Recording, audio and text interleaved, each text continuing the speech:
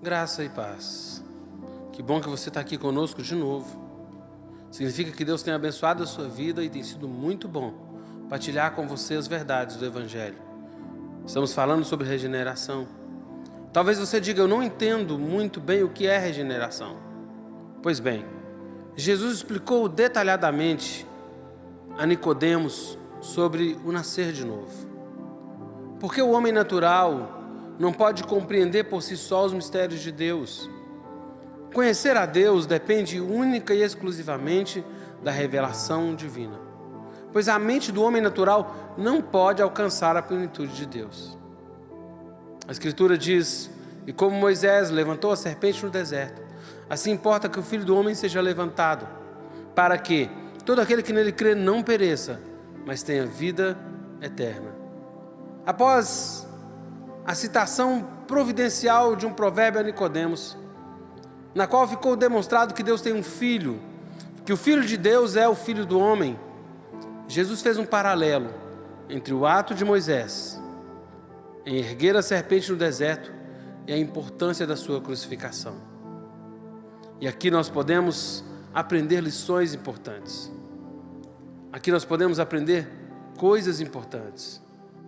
Ele disse, e nós precisamos observar, que Jesus não para a explicação que teve início com a citação do texto. Ele prossegue para explicar, demonstrando que o Filho do Homem, o Filho de Deus, haveria de ser levantado da terra da mesma forma que a serpente de metal foi erguida por Moisés no deserto. E a ideia que Jesus introduz é de uma comparação. Nicodemos conhecia o texto em questão e Jesus passa a demonstrar que quanto a forma e importância era necessária a sua morte. O mestre da lei estava sendo esclarecido sobre o que ocorreria com o Filho do Homem. Quanto à forma, Jesus seria levantado da terra na sua morte, da mesma forma que a serpente de metal foi erguida por Moisés no deserto.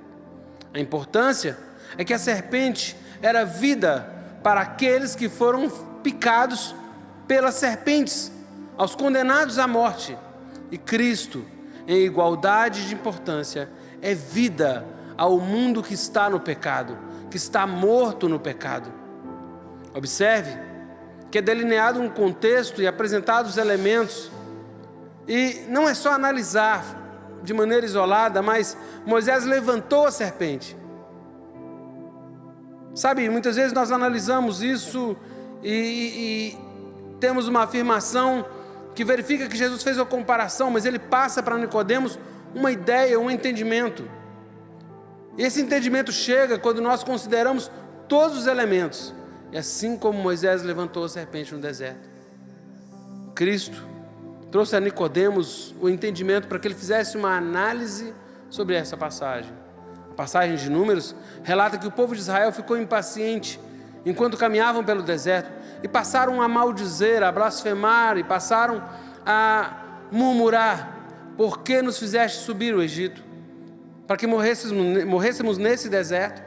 Pois aqui nem pão, nem água há, e a nossa alma tem fastio desse pão vil. Uma murmuração. E Deus envia serpentes ardentes, e essas mordiam o povo. Diante desse quadro, o povo veio a Moisés e disse: havemos pecado, porque temos falado contra o Senhor e contra ti. Então disse o Senhor a Moisés: faze uma serpente ardente, põe-na sobre uma haste, e será que viverá todo o mordido que olhar para ela. Foi quando Moisés fez a serpente de metal, a colocou em uma haste e a levantou. E mordendo alguma serpente a alguém, a pessoa olhava para a serpente de metal e ficava viva, a vida vinha. Observe que essa morte está intimamente ligada ao pecado e que a vida decorre da palavra que Deus disse a Moisés: e será que viverá todo mordido que olhar para ela. Assim importa que a mesma importância que teve a serpente de metal erguida diante do povo de Israel, Cristo crucificado, erguido no Calvário, passou a representar a humanidade. Cristo é vida para aqueles que estão mortos em delitos e pecados. Deus não exigiu do povo que se fizesse alguma coisa em troca de livramento da morte iminente. Deus providenciou salvação poderosa à nação de Israel. E para serem participantes de tal salvação, bastaria simplesmente olhar para a haste de metal, que na comparação de Jesus está demonstrada a graça salvadora. Deus não escolheu Israel, o povo, dentre aqueles que seriam salvos, ou não escolheu dentre o povo aqueles que seriam salvos. Antes, todo mordido que olhasse para a haste haveria de viver. Filho do homem, seja levantado. Ninguém subiu ao céu senão o que desceu do céu, o Filho do homem que está no céu. Jesus identificou-se como sendo o Filho do homem. Através da comparação, Jesus demonstra que era necessária sua morte para cumprir um objetivo, para que todo aquele que nele crê não pereça, mas tenha vida eterna. Esse é o objetivo da morte de Cristo: vida eterna a todos que creem. Observe que aquele que não crê perecerá, mas aquele que crê terá vida eterna. Não é uma escolha entre ser salvo ou não, é uma decisão. O homem já está condenado e deve decidir se é aceitar a salvação que lhe é proposta por Cristo.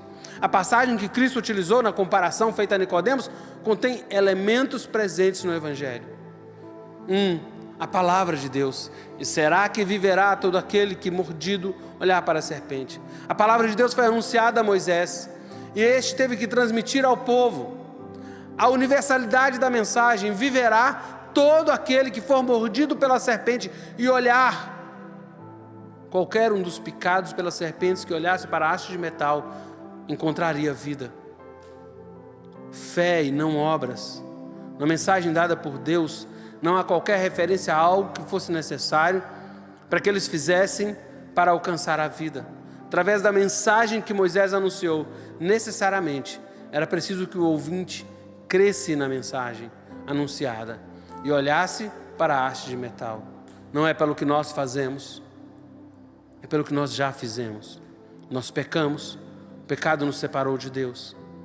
E olhar para Jesus vai transformar a nossa morte em vida. Se algo está morrendo na sua vida, volte os olhos para Cristo. Se algo está morrendo na sua casa, volte os olhos para Cristo. Vá para a direção de Cristo. Mire-se em Cristo. Tenha Cristo como seu foco, seu alvo, seu objetivo. Que a vida esteja sobre sua casa. Eu profetizo vida sobre você e sua família. Deus te abençoe. Em nome de Jesus.